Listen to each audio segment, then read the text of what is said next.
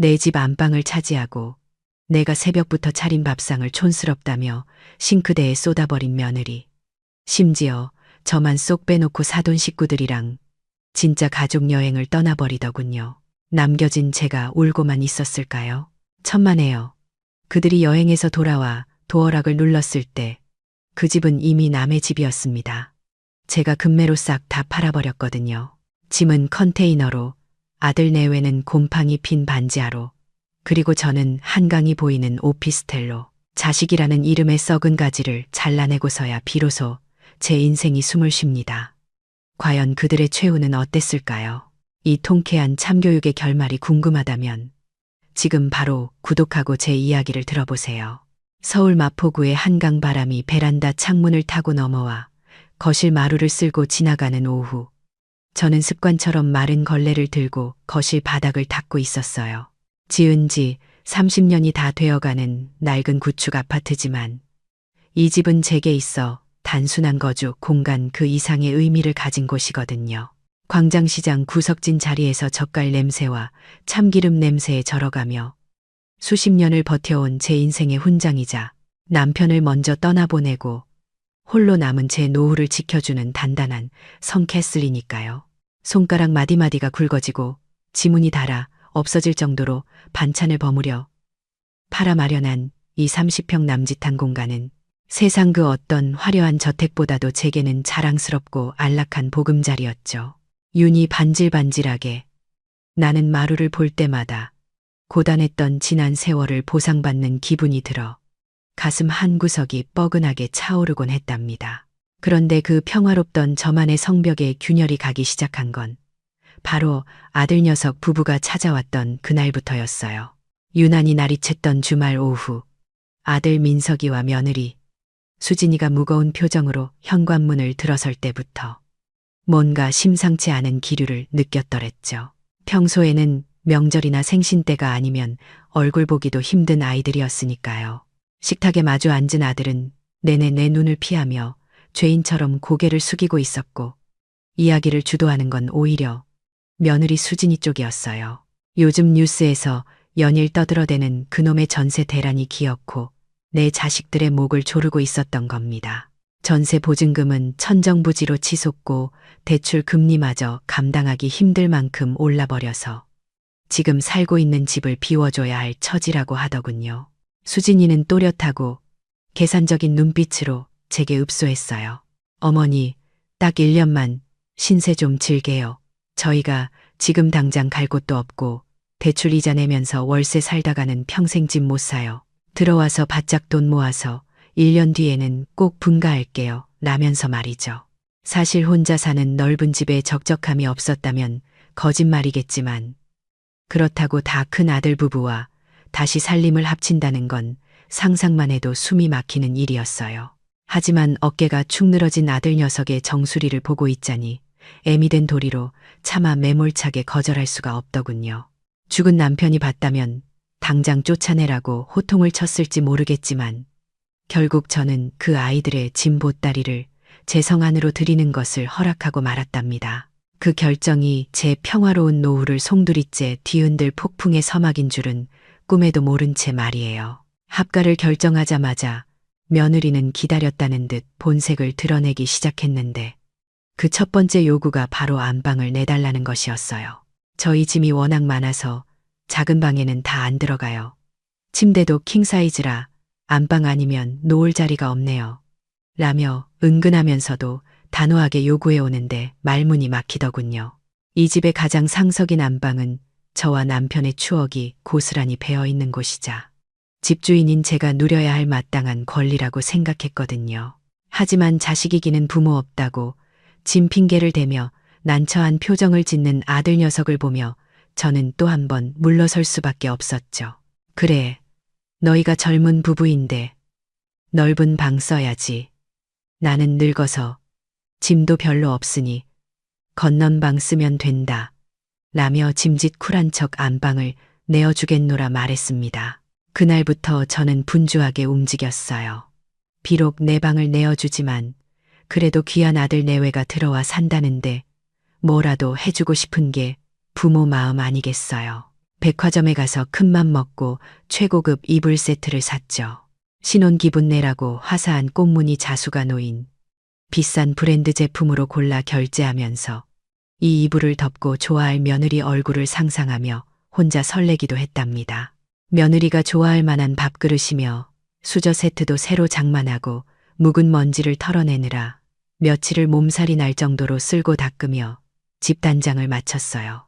내 공간이 좁아지는 아쉬움보다는 북적거리는 사람 온기가 채워질 기대감으로 스스로를 위로하며 그 시간을 견뎠던 것 같아요. 하지만 이사 당일 제 기대는 보기 좋게 빗나가고 말았어요. 포장이사 트럭에서 짐이 끝도 없이 밀려 들어오는데 수진이는 현관에 들어서자마자 미간을 찌푸리며 집안을 훑어보더군요. 어머니, 이 체리색 몰딩은 정말 적응이 안 되네요. 요즘 누가 이런 인테리어로 살아요. 하면서 한숨을 푹 쉬는데 제 얼굴이 다 화끈거렸습니다. 게다가 제가 야심차게 준비한 꽃무늬 이불을 보고는 어머니 취향이 참 레트로하시네요. 저희는 호텔식 화이트 침구 아니면 잠이 잘 안 와서요. 라며 거들떠보지도 않고 구석으로 치워버리는 게 아니겠어요. 그 순간 가슴 한구석에서 싸한 바람이 부는 것 같았지만 이사하느라 예민해서 그러려니 하고 꾹 눌러 참았습니다. 내 집인데도 마치 내가 얹혀 사는 객식구가 된 것 같은 묘한 기분 나쁨이 스멀스멀 피어올랐지만 애써 무시했죠. 그렇게 우여곡절 끝에 이사가 끝나고 폭풍 같은 첫날 밤이 찾아왔습니다. 짐으로 가득 찬 거실은 발 디딜 틈이 없었고 저는 쫓겨나듯 북향의 작은 방에 이부자리를 폈어요. 평생을 남양 안방의 따스한 햇살을 받으며 눈을 떴는데 창문 너머로 찬 기운이 스며드는 이 좁은 방은 아무리 제 집이라 해도 낯설기만 하더군요. 벽지 색깔도 창문의 위치도 밖에서 들려오는 소음의 크기까지도 모든 게 어색해서 쉽사리 잠을 청할 수가 없었어요. 남편과 함께 쓰던 자개장롱도 좁은 방에 억지로 구겨 넣느라 문이 다 열리지도 않는 걸 보며 내 인생이 갑자기 쪼그라든 것만 같아 서글픈 마음이 들기도 했답니다. 그런데 벽 하나를 사이에 둔 안방 쪽에서는 늦은 시간까지 두런거리는 말소리와 간간이 터져나오는 며느리의 웃음소리가 들려왔어요. 깔깔거리는 그 하이톤의 웃음소리가 어찌나 선명하게 귀에 꽂히던지 마치 제 처지를 비웃는 것 같아 자꾸만 몸을 뒤척이게 되더라고요. 아들은 내 집에서 저렇게 편안해하는데 정작 집주인인 나는 왜 이 좁은 방구석에서 숨을 죽이고 있어야 하는 건지 알다가도 모를 일이었죠. 그래도 가족이 함께 사니 사람 사는 집 같고 좋지 않으냐며 내일 아침에는 따뜻한 밥을 지어 먹여 출근시켜야지 다짐하며 억지로 눈을 감았어요. 그것이 제 인생에서 가장 길고도 고통스러운 동거의 시작이자 착각 속에 빠져있던 제 평화가 깨지는 첫 번째 밤이었다는 것을 그때는 미처 알지 못했답니다. 그저 창밖에서 들려오는 바람 소리가 유난히 서늘하게 느껴져 이불을 머리끝까지 끌어당길 뿐이었죠. 쪽방이나 다름없는 북향방에서 뜬 눈으로 밤을 지새우고 나니 알람이 울리기도 전에 몸이 먼저 반응하더군요. 평생을 새벽 시장통에서 장사하며 살아온 제 몸뚱이는 야속하게도 이 낯선 방구석에서도 새벽 5시만 되면 어김없이 눈을 뜨게 만드니까요. 뻐근한 허리를 두드리며 주방으로 나왔을 때 거실에는 아직 어스름한 새벽빛이 감돌고 있었지만 제 마음만은 모처럼 분주하고 설레기 시작했어요. 비록 내 집 안방은 내어주었을지언정 내 자식들 입에 따뜻한 밥 한 끼 제대로 먹여 출근시키고 싶은 게 부모 마음 아니겠어요. 광장시장에서 김여산의 반찬이라고 하면 줄을 서서 사갈 정도로 손맛 하나는 자부심이 있었던 저였기에 며느리에게 시어머니의 정성이 뭔지 진짜 집밥이 뭔지 제대로 보여주고 싶은 욕심도 있었답니다. 냉장고 깊숙이 넣어두었던 최상급 한우갈비를 꺼내 핏물을 빼고 배와 양파를 듬뿍 깔아 넣은 양념장에 재워두었던 고기를 꺼내니 달큰하고 짭조름한 냄새가 코끝을 스치더군요. 아들 녀석이 어릴 때부터 제 갈비찜이라면 자다가도 벌떡 일어날 만큼 좋아했거든요. 압력밥솥이 칙칙폭폭 소리를 내며 돌아가는 동안 저는 가스레인지 불을 켜고 굴비를 굽기 시작했어요. 지글지글 기름 튀는 소리와 고소한 생선 굽는 냄새가 적막했던 집안을 가득 채우기 시작하자 그제야 이 집이 사람 사는 곳 같다는 생각이 들어 저도 모르게 콧노래가 흥얼거려지더라고요. 갓 지은 하얀 쌀밥 위에 윤기가 자르르 흐르는 갈비찜을 올리고 노릇노릇하게 구워진 굴비살을 발라 며느리 밥숟가락 위에 얹어주는 상상을 하니 지난밤의 서러움이 눈 녹듯 사라지는 것만 같았죠.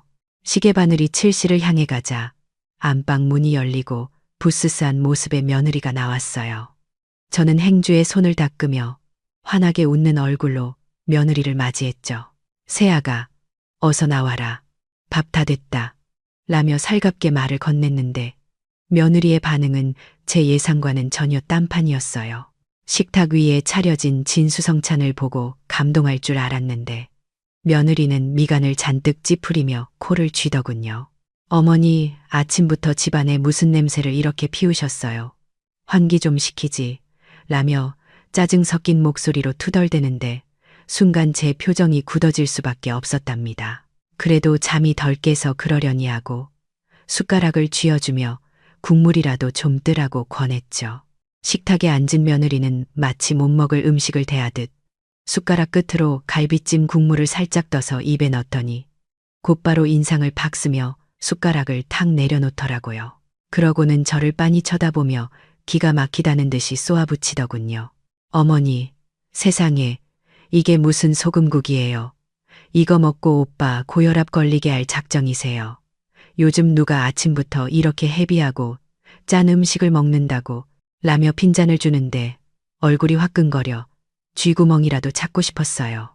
제가 반찬 장사만 30년을 넘게 했는데 간을 못 맞출 리가 있나요? 그저 밥 반찬으로 딱 좋을 만큼 짭조름하게 했을 뿐인데 그걸 두고 사람을 무안하게 만드니 손이 부들부들 떨리더군요. 하지만 진짜 충격은 그 다음에 이어졌어요. 며느리가 자리에서 벌떡 일어나더니 제가 밤새 핏물 빼고 양념해서 공들여 만든 그 귀한 갈비찜 냄비를 통째로 들고 싱크대로 가져가는 게 아니겠어요.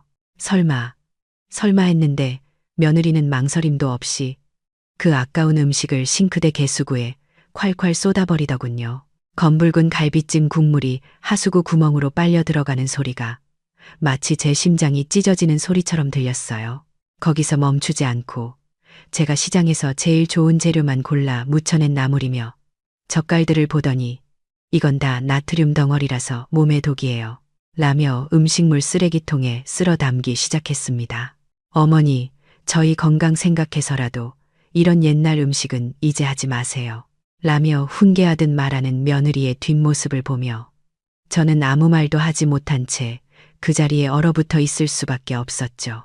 순식간에 텅 비어버린 식탁 앞에서 멍하니 서 있는 저를 본체만체하며 며느리는 냉장고 문을 활짝 열었어요.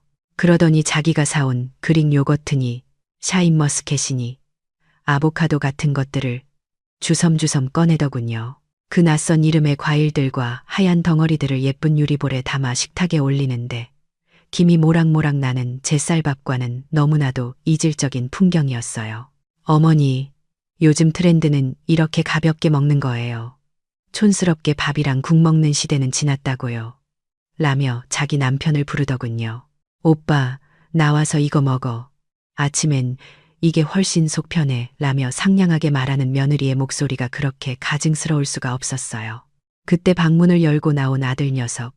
민석이의 반응이 사실 저를 더 비참하게 만들었답니다.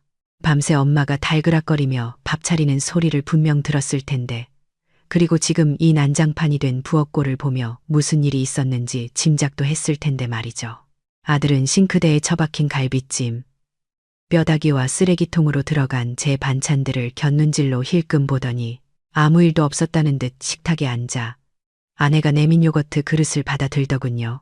적어도 엄마가 고생해서 차린 건데 너무하다거나 맛이라도 좀 보자거나 하는 신용이라도 할 줄 알았는데 아내는 무서워도 늙은 엄마의 상처는 안중에도 없다는 듯 묵묵히 숟가락질만 해대는 아들의 정수리를 보니 가슴이 무너져 내리는 것 같았어요.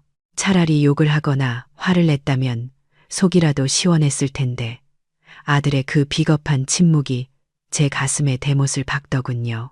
내가 저놈을 어떻게 키웠는데 시장 바닥에서 생선 비린내 맡아가며 저 입에 밥 들어가는 것만 봐도 배부르다 하며 살았는데 이제 와서 제 마누라 눈치 보느라 어미의 정성을 쓰레기 취급하는 꼴을 보고만 있다니요. 식탁 끝머리에 앉아 투명 인간처럼 그들의 세련된 아침 식사를 지켜보고 있자니 목구멍에서 뜨거운 덩어리가 치밀어 올라와 견딜 수가 없었어요.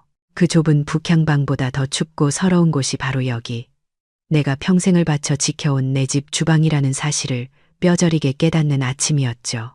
그렇게 제 첫 번째 헌신은 차가운 하수구 속으로 허무하게 사라져버렸고 그 자리에 남은 건 자식에 대한 배신감과 알량한 기대마저 산산조각이 났다는 쓰라린 현실뿐이었답니다. 아침 식탁에서의 그 끔찍한 사건 이후로 제 삶은 걷잡을 수 없이 쪼그라들기 시작했습니다. 제가 평생을 바쳐 닦아온 거실 마루는 이제 제가 함부로 밟을 수 없는 낯선 영토가 되어버렸고 저는 그저 숨죽여 북향방 한 구석에 웅크리고 있는 투명 인간이 되어 있었거든요.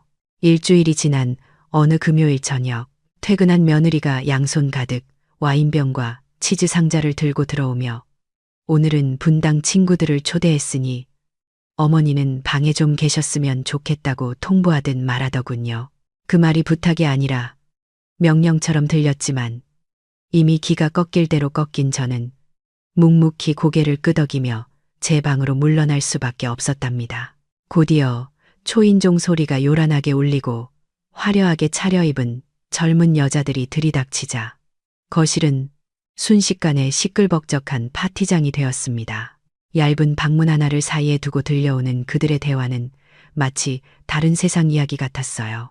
이번에 산 샤넬백이 어떻다는 둥, 남편이 이번에 승진해서 어디로 여행을 간다는 둥, 쉴 새 없이 터져나오는 허영 섞인 수다들 사이로 간간이 제 이야기가 안주처럼 씹히는 게 들려오더군요.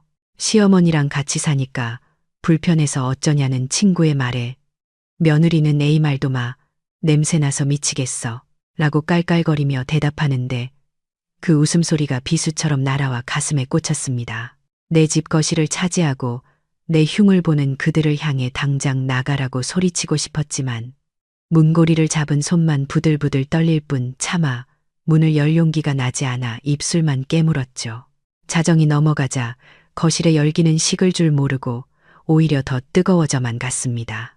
와인잔 부딪히는 소리와 하이힐 굽소리, 그리고 볼륨을 잔뜩 높인 블루투스 스피커에서 흘러나오는 쿵쿵거리는 음악 소리가 온 집안을 뒤흔들었거든요.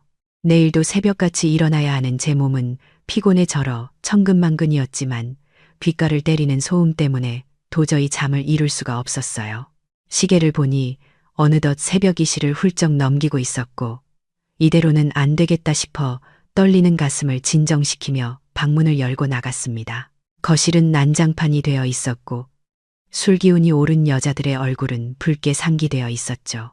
저는 최대한 부드럽게 웃으며 얘들아, 시간이 너무 늦었다.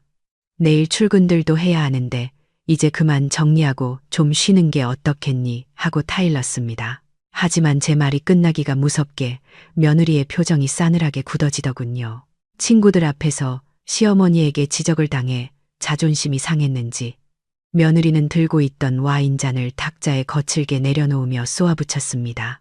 아, 분위기 다 깨지게 진짜. 어머니, 정 시끄러우면 귀마개라도 하고 주무세요. 아니면 찜질방이라도 가시든가요. 왜 남의 귀한 손님들 앞에서 면박을 주고 그러세요? 라고 말이죠.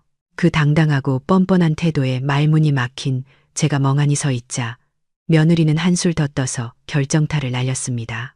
그리고 이 집, 어차피 나중에 오빠명이 될 거잖아요. 그럼 제 집이나 마찬가지인데 왜 이래라 저래라 간섭이세요 라고 말이에요. 그 순간 며느리 친구들이 킥킥거리며 비웃는 소리가 들렸고 저는 머리를 한 대 얻어맞은 듯한 충격에 휩싸여 도망치듯 방으로 들어와 문을 잠그고 말았답니다. 그날 밤 저는 이불을 뒤집어 쓰고 소리 죽여 울면서 다짐하고 또 다짐했어요.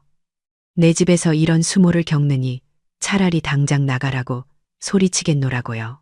하지만 며칠 뒤 퇴근한 아들이 불쑥 제 방으로 들어와 꺼낸 이야기에 제 결심은 봄눈 녹듯 허무하게 무너지고 말았습니다. 엄마, 수진이가 엄마 고생하신다고 일본 크루즈 여행 예약했대요. 5박 6일짜리 제일 좋은 코스로요.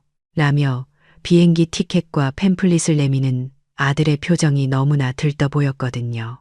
뒤따라 들어온 며느리도 언제 그랬냐는 듯 생글생글 웃으며 어머니 그동안 저희 때문에 좁은 방에서 고생 많으셨잖아요. 가서 맛있는 것도 많이 드시고 푹 쉬다 오세요. 이건 저희가 드리는 효도 선물이에요. 라고 살갑게 구는데 제 마음이 그만 약해지고 말았던 거죠. 사람 마음이 참 간사하기도 하고 자식이기는 부모 없다는 말이 괜히 있는 게 아닌가 봐요. 며칠 전까지만 해도 분노의 치를 떨었는데 막상 며느리가 내민 그 효도 관광이라는 말 한마디에 섭섭했던 마음이 눈 녹듯 사라지는 걸 느꼈으니까요. 그래, 며느리가 아직 어려서 철이 없어 그랬겠지. 친구들 앞이라 센 척하고 싶어서 그랬을 거야. 속마음은 착한 아이인데 내가 너무 빡빡하게 굴었나 보다 하며 스스로를 합리화하기 시작했죠. 아들 부부가 나를 위해 그 비싼 크루즈 여행을 준비했다는 사실 하나만으로도 지난 모욕들을 덮어버리기에 충분하다고 믿고 싶었던 것 같아요. 어쩌면 저는 자식들에게 버림받지 않았다는, 여전히 사랑받고 존중받는 부모라는 증거가 절실히 필요했던 건지도 모르겠습니다. 다음 날부터 저는 마치 소풍 가는 아이처럼 들떠서 여행 준비를 시작했습니다. 평생 시장 바닥에서 일하느라 제대로 된 여행 한번 못 가본 저였기에 백화점에 가서 난생 처음으로 제 몸에 딱 맞는 화사한 원피스도 사고 햇빛을 가려줄 책 넓은 모자도 샀어요. 거울 속 제 모습이 어색하면서도 꽤 고상해 보여서 혼자 피식 웃음이 나기도 하더라고요. 동네방네 친구들에게 전화를 걸어 우리 며느리가 시어머니 고생한다고 크루즈 여행 보내준다네. 아이고 며느리 잘 얻었다고 다들 난리야. 라며 자랑을 늘어놓는 제 목소리는 한껏 고조되어 있었습니다. 그때는 몰랐죠. 그 달콤한 효도의 껍데기 속에 얼마나 잔인하고 날카로운 가시가 숨겨져 있는지, 그리고 제가 챙겨 넣는 그 화려한 옷들이 며칠 뒤 제 비참함을 얼마나 더 극적으로 만들어줄지 말이에요. 그저 캐리어에 짐을 차곡차곡 채워 넣으며 이제야말로 진짜 가족이 되어가는구나 하는 헛된 희망에 부풀어 행복한 꿈을 꾸고 있었을 뿐이었답니다. 마침내 기다리고 기다리던 여행 당일 아침이 밝아왔을 때 제 심장은 마치 첫 소풍을 앞둔 어린아이처럼 쿵쾅거리고 있었어요. 밤새 설렘으로 뒤척이다 새벽 4시도 되기 전에 눈이 떠졌지만 피곤함은커녕 온몸에 활기가 넘쳐 흘렀거든요. 평소에는 아까워서 잘 쓰지도 않던 비싼 화장품을 꺼내 공들여 얼굴을 두드리고 백화점에서 큰맘 먹고 산화사한 꽃무늬 원피스를 입으니 거울 속에 낯선 귀부인 한 명이 서 있는 것만 같아 절로 웃음이 나왔답니다. 챙이 넓은 모자를 쓰고 미리 싸둔 큼직한 캐리어를 거실 한가운데 끌어다 놓은 뒤 소파에 앉아 안방 문이 열리기만을 기다리는 그 짧은 시간이 제 인생에서 가장 달콤한 기다림이었을 거예요. 이제야 비로소 자식들에게 인정받고 보상받는다는 생각에 지난 며칠간의 서러움은 까맣게 잊고 그저 며느리와 팔짱을 끼고 갑판 위에서 바닷바람을 맞는 행복한 상상만을 되뇌고 있었으니까요. 약속한 시간이 다가오자 현관 도어락이 경쾌한 소리를 내며 해제되었고 저는 아들 부부가 짐을 옮길 사람을 불렀나 보다 하고 벌떡 일어나 현관으로 마중을 나갔습니다. 그런데 문을 열고 들어선 사람들은 짐꾼이 아니라 전혀 예상치 못한 낯선 얼굴들이었어요. 화려한 등산복 차림의 중년 남녀와 선글라스를 낀 젊은 아가씨가 왁자지껄하게 밀고 들어오는데 자세히 보니 결혼식 날 딱 한 번 봤던 며느리의 친정 부모, 바로 사돈 어른들과 처제였던 겁니다. 너무나 당황스러워 입도 번긋 못하고 서 있는 저를 보고도 그들은 미안해하기는커녕 마치 제 집 안방에 들어오듯 신발을 벗어 던지고 거실로 성큼성큼 들어오더군요. 사부인, 집이 널찍하니 좋네. 뷰도 좋고 살만하시겠어. 하며 집안을 휘 둘러보는 사돈댁의 태도가 어찌나 당당하던지 저는 순간 제가 이 집의 객이 된 듯한 착각마저 들 정도였어요. 도대체 이게 무슨 상황인지 파악조차 되지 않아 멍하니 서 있는데 안방 문이 열리고 여행 준비를 마친 며느리가 나왔습니다. 저는 구세주라도 만난 심정으로 며느리를 쳐다봤지만 며느리의 표정은 얼음장처럼 차갑기만 하더군요. 제가 쓰고 있는 모자와 챙겨둔 캐리어를 위아래로 훑어보던 며느리는 기가 막히다는 듯 헛웃음을 터뜨리더니 어머니 뭔가 단단히 오해하신 것 같은데 이번 여행은 가족 여행이에요. 라고 딱 잘라 말하는 게 아니겠어요. 가족 여행이라니 나도 가족이 아니냐고 되묻고 싶었지만 며느리의 다음 말에 저는 숨이 턱 막히고 말았습니다.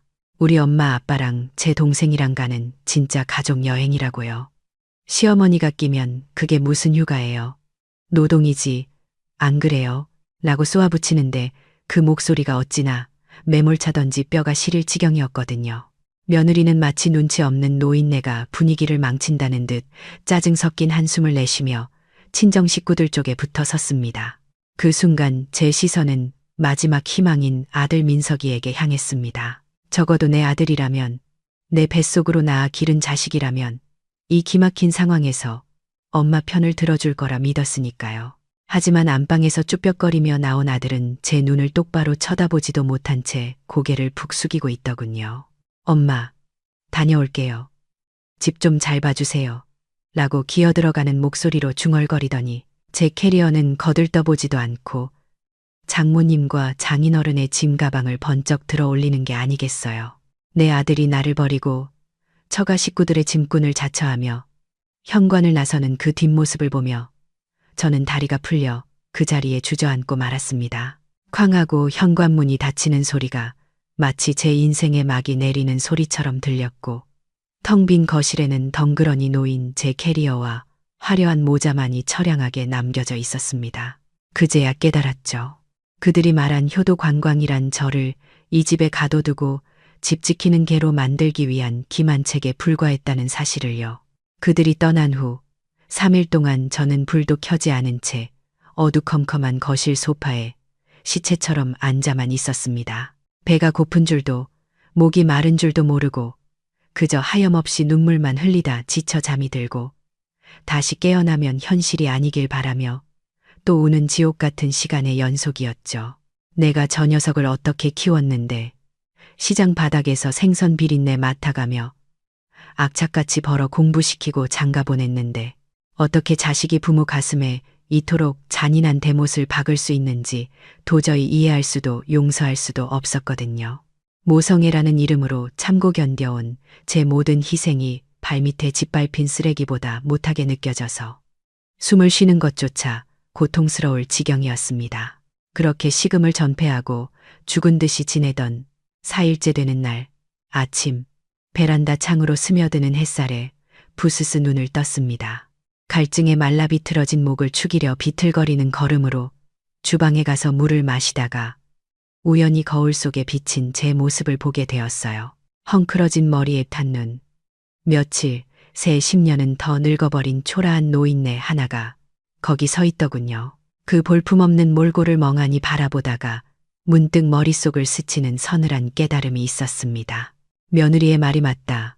나는 그들의 가족이 아니다. 그들이 나를 가족으로 여기지 않는데 내가 왜 그들을 자식이라 여기며 이 고통을 감내해야 하는가 하는 지독하고도 명료한 논리였죠. 내가 그들의 가족이 아니라면 내 피땀으로 일군 이 집 또한 그들의 집이 될 수 없다는 결론에 도달하자 지난 3일간 저를 괴롭히던 슬픔과 미련이 순식간에 증발하고 그 자리에 차가운 분노와 도끼만이 들어차기 시작했습니다. 저는 떨리는 손으로 찬밥을 물에 말아 꾸역꾸역 목구멍으로 넘겼습니다. 밥알이 모래알처럼 까끌거렸지만 살아야겠다는, 아니 살아서 이 치욕을 갚아줘야겠다는 오기가 생기자 힘이 솟더군요. 밥그릇을 비우고 난 저는 깊은 숨을 한번 들이마신 뒤 휴대폰을 들어 어딘가로 전화를 걸었습니다. 제 눈빛은 더 이상 자식을 기다리는 엄마의 애처로운 눈이 아니었습니다. 제 존엄을 짓밟은 침입자들을 내쫓고 내 성을 되찾기 위해 칼을 뽑아든 냉혹한 집주인의 눈빛으로 변해 있었죠. 사이트 스타트. 이제 그들에게 진짜 세상이 얼마나 무서운 곳인지, 부모 없는 서름이 아니라 집 없는 서름이 무엇인지 똑똑히 가르쳐줄 시간이었습니다. 사이트 191. 전화기 너머로 들리는 신호음이 짧게 끊어지기도 전에 저는 평소 알고 지내던 부동산 중개인의 목소리를 들을 수 있었어요. 사장님, 저 103동 김영계입니다. 집을 내놓으려고 하는데 급매로 진행해 주세요. 시세보다 5천은 더 싸게 드릴 테니 무조건 3일 안에 잔금까지 치를 수 있는 분으로만 연결해 주세요. 라고 단도직입적으로 말했죠. 제 말이 끝나기가 무섭게 수화기 너머에서는 당황한 듯한 숨소리가 들려왔지만 저는 개의치 않고 덧붙였어요. 사정은 묻지 마시고 제가 원하는 건 딱 하나. 3일 뒤에는 이 집에 제 그림자도 남아있지 않게 해달라는 겁니다. 라고요. 마포에서도 알짜배기로 소문난 이 아파트가 급매로 나온다는 소식은 순식간에 퍼져나갔고 제가 전화를 끊은 지 채 1시간도 되지 않아 중개인에게서 연락이 빗발치기 시작하더군요. 예상대로 투자자들은 줄을 섰고 그중 현금을 바로 융통할 수 있다는 한중년 신사와 바로 그날 저녁 가계약을 맺었습니다. 계약서에 도장을 찍는 제 손은 단 한순간도 떨리지 않았어요.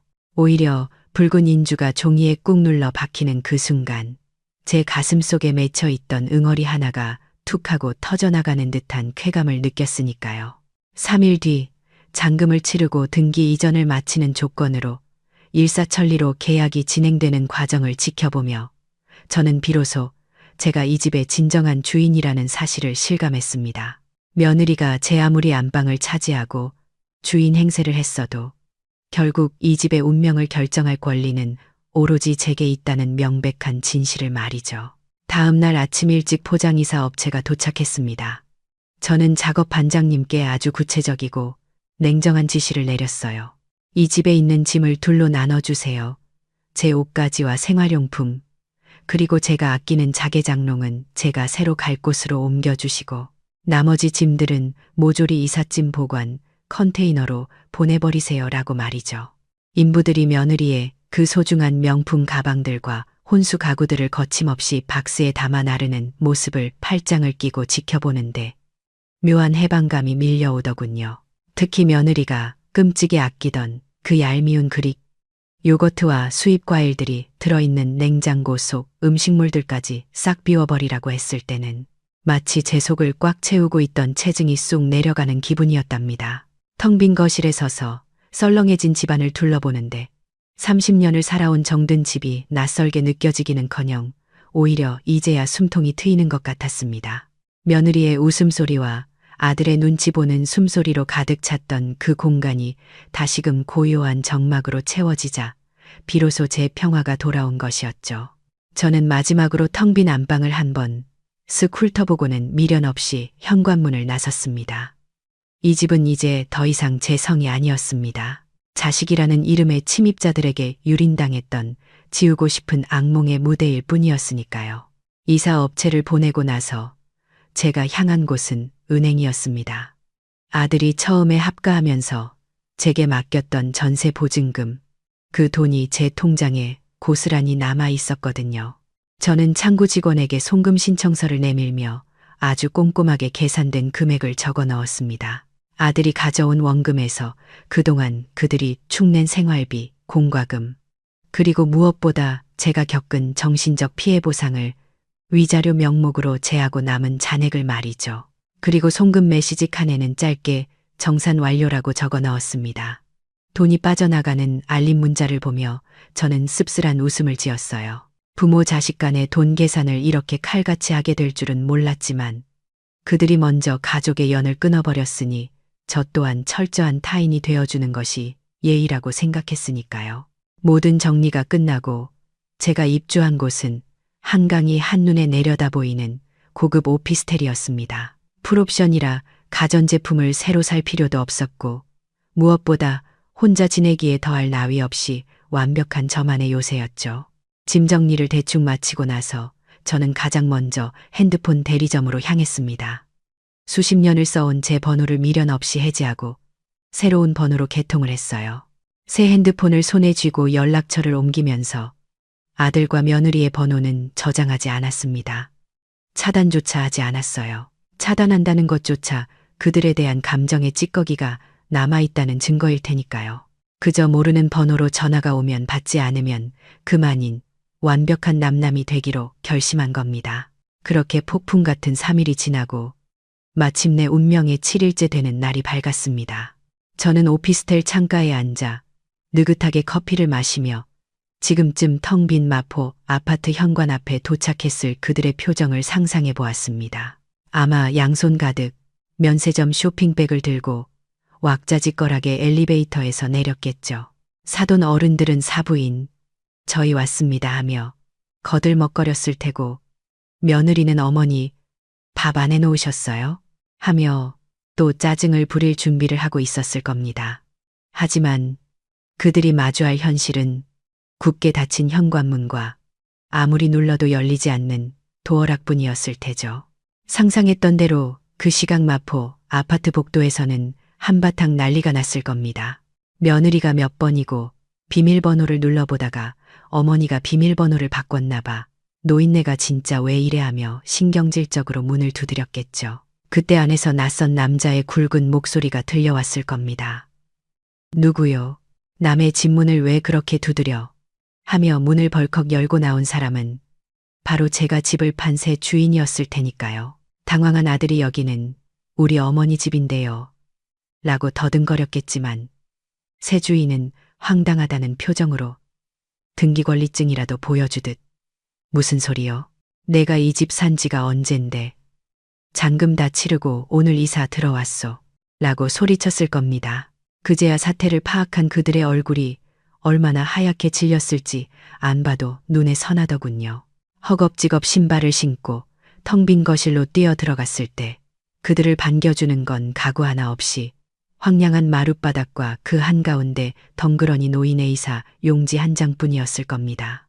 제가 떠나기 전 떨리는 손을 부여잡고 꾹꾹 눌러 쓴 마지막 편지였죠.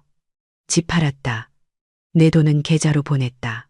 너희 짐은 이삿짐 보관 컨테이너에 맡겨뒀으니 알아서 찾아가라. 나는 이제 내 인생 살 테니 너희도 각자 알아서 살아라. 그 짧은 문장들을 읽어내려가는 며느리의 손이 부들부들 떨리고 아들은 다리가 풀려 주저앉았을 그 광경을 상상하니 묘한 쾌감이 등줄기를 타고 흘렀습니다. 더욱 가관이었을 건 바로 사돈 식구들의 반응이었겠죠. 아니, 사부인이 노망이 났나 집을 팔고 야반도주를 했다니 이게 무슨 날벼락이야 하며 길길이 날뛰었을 겁니다. 그러다 문득 며느리가 그동안 시어머니에게 저지른 폐악질과 저를 버리고 자기들끼리만 여행을 떠났다는 사실이 새 주인이나 이웃들에게 알려질까봐 전전긍긍했을 테죠. 결국 사돈 어른들은 망신스러워서 더는 못 있겠다.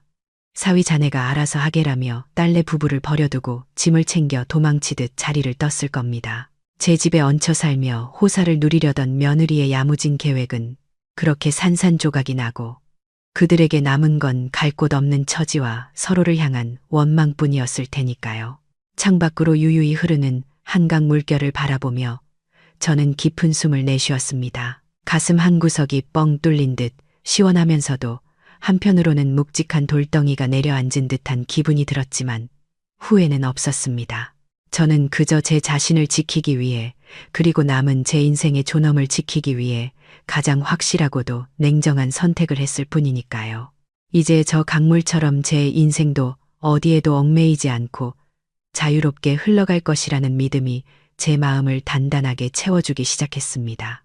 며칠 뒤 들려오는 소식이라곤 전혀 없는 걸 보니 아들 내외가 어떻게 되었는지 짐작이 가더라고요. 제가 정산해준 그 돈으로는 지금 서울 하늘 아래서 제대로 된 전세 구하기가 하늘의 별 따기였을 테니까요. 들리는 말로는 서울 외곽의 낡은 다세대 주택 반지하 방을 겨우 구해서 들어갔다고 하더군요. 제가 살던 그 널찍하고 햇살 잘 드는 마포 아파트와는 비교조차 할 수 없는 퀴퀴한 곰팡이 냄새가 진동하고 낮에도 형광등을 켜지 않으면 앞이 잘 보이지 않는 그런 곳 말이에요. 창문 밖으로는 지나가는 사람들 발목만 보이고 비라도 오는 날이면 하수구 냄새가 역류해 올라와 코를 찌른다고 하니 그 곱게 자란 며느리가 오죽하겠어요. 호텔 침구 아니면 잠 못 잔다던 며느리가 습기 찬 벽지에 눌러붙은 곰팡이를 보며 하루가 멀다 하고 악글 써대고 있다는데 그 비명 소리가 여기까지 들리는 것 같아 헛웃음이 나오더라고요. 경제적인 추락은 곧바로 가정의 불화로 이어지기 마련이죠. 좁은 반지하 방에서 서로 얼굴만 마주보고 있으니 그동안 쌓였던 원망들이 터져 나오지 않겠어요. 며느리는 무능한 남편 탓을 하며 내 엄마가 어떻게 이럴 수 있냐고 길길이 날뛰었을 테고 늘 아내 눈치만 보며 기죽어 살던 아들 녀석도 이번만큼은 참지 못하고 대들었다고 하더군요.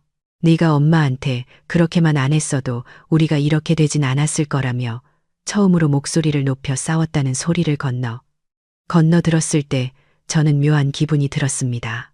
결국 그들의 사랑이라던가 행복이라는 것도 제가 제공한 안락한 둥지 위에서만 존재할 수 있었던 아주 얄팍하고 부서지기 쉬운 것이었다는 사실을 확인한 셈이니까요. 매일 밤 고성이 오가는 그 지옥 같은 삶 속에서 그들이 뼈저리게 느끼고 있을 후회가 과연 얼마나 깊을지 모르겠지만 이미 엎질러진 물을 다시 담을 수는 없는 노릇 아니겠어요. 반면에 제 삶은 그 어느 때보다 고요하고 평화롭게 흘러가고 있습니다. 오피스텔 통유리창 너머로 반짝이는 한강의 윤수를 바라보며 따뜻한 차 한 잔을 마시는 아침은 제가 평생 꿈꿔왔던 바로 그 시간이었거든요.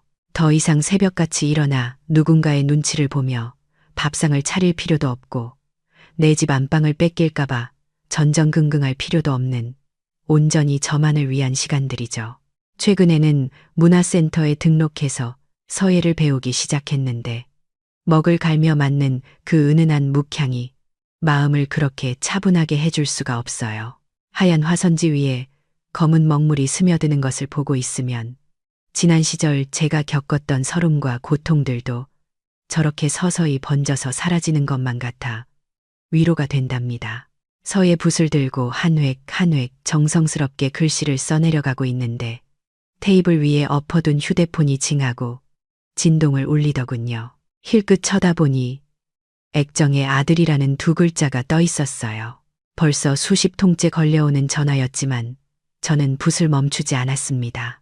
예전 같았으면 가슴이 철렁해서 당장 받았겠지만 지금은 그저 아무 감흥 없는 기계음처럼 느껴질 뿐이었으니까요. 휴대폰을 무심하게 뒤집어 엎어놓고 다시 화선지로 시선을 돌리며 생각했습니다. 부모라고 해서 자식의 인생을 끝까지 대신 살아줄 수도 없고 자식이 저지른 죄를 무조건 덮어주는 게 능사는 아니라고요. 썩은 가지는 제때 잘라내야 나무 전체가 살 수 있듯이 저 또한 저를 갉아먹는 관계를 도려내고서야 비로소 숨을 쉴 수 있게 된 것이니까요. 마지막으로 먹물을 듬뿍 묻힌 붓을 들어 화선지 중앙에 크게 두 글자를 써내려갔습니다. 자유지요. 스스로 말미암는다는 그 뜻처럼 이제 누구에게도 얽매이지 않고 오롯이 나 자신으로 살아가겠다는 제 굳은 다짐이 담긴 글자였죠. 창밖으로 붉게 물들어가는 노을을 배경으로 먹물이 마르기를 기다리는 그 순간 제 입가에는 아주 오랜만에 편안하고 진실한 미소가 번지고 있었습니다. 그래, 나는 이제야 나를 구했다 라는 독백과 함께 말이죠. 이것이 바로 제가 찾은 진짜 행복이자 비로소 완성된 제 인생의 결말이랍니다. 가족이라는 이름이 때로는 우리를 가장 아프게 옥죄는 족쇄가 되기도 하죠. 하지만 영희 씨가 보여주었듯 나를 병들게 하는 썩은 가지는 과감히 잘라내야 비로소 내 삶이라는 나무를 온전히 지킬 수 있는 법이에요. 진정한 행복은 무조건적인 희생이 아니라 스스로를 존중하고 지키려는 용기 있는 결단에서 시작된다는 사실을 꼭 기억하셨으면 좋겠네요.